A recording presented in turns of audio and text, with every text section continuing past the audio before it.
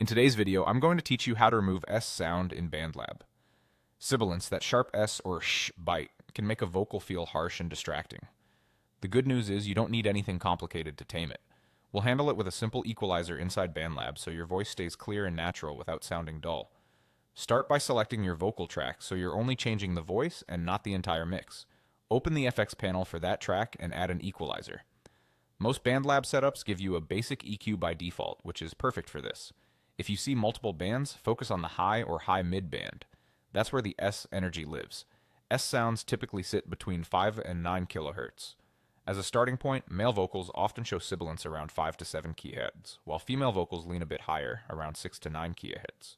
If your EQ lets you set a specific frequency, dial in a starting point in those ranges.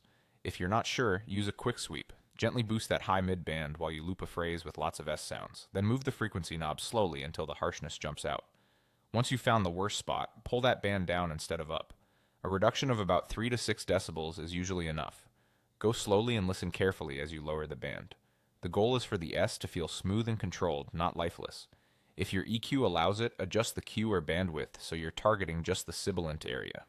A slightly narrower band can reduce the S without stealing the overall brightness.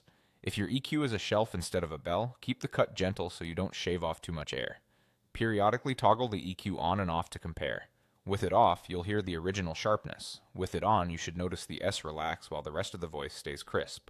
If the vocal starts to sound lisped or muffled, ease up the cut, shift the frequency slightly, or widen the band a touch. Finally, listen to a few different words and phrases, not just one line. Sibilants can shift depending on how a word is pronounced. Take a moment to check on both headphones and speakers if you can. Small tweaks go a long way here. And that's it. Add an equalizer, find the sibilant range, and reduce it by a few decibels until the S sits naturally in the mix. Your vocals will sound smoother, more professional, and easier on the ears.